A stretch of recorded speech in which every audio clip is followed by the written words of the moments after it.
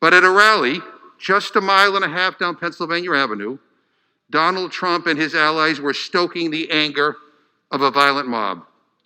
A member of this very body proclaimed on that stage, "Today is the day American patriots start taking down names and kicking ass." Trump's personal attorney, Rudy Giuliani, called for trial by combat.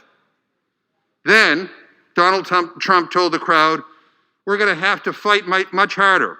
You will never take back our country with weakness."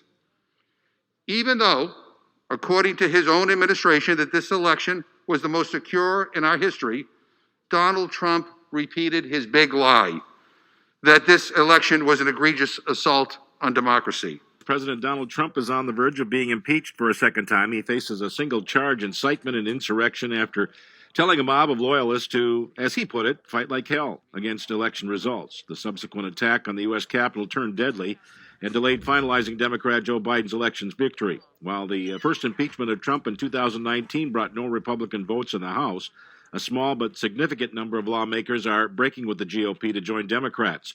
Trump said Tuesday that the impeachment effort itself is causing tremendous anger in the country. Republican Representative Adam Kinzinger is predicting more Republicans will join him in voting to impeach President Donald Trump. The House is set to vote Wednesday afternoon on impeaching Trump for a second time, accusing Trump of inciting a violent mob of supporters to attack the U.S. Capitol last week. Several other Republicans are backing impeachment, including number 3 GOP leader Liz Cheney. Kinzinger predicts more Republicans will do so. He told CBS this morning that this is one of these moments that transcends politics. Mayor Bill de Blasio says New York City will terminate business contracts with President Donald Trump after last week's insurrection at the U.S. Capitol. The Trump organization is under city contract to operate the 2 ice rinks and a carousel in Central Park, as well as a golf course in the Bronx. De Blasio says the Trump organization profits about $17 million a year from those sites.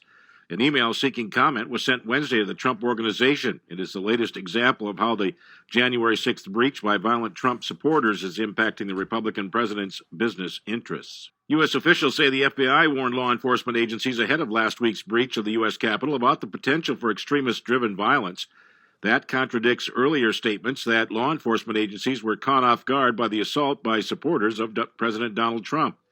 Meanwhile, prosecutors are weighing sedition charges against at least some of the Trump loyalists who stormed the U.S. Capitol last week.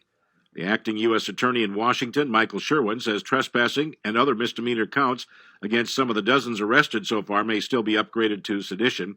Sedition is punishable by up to 20 years in prison.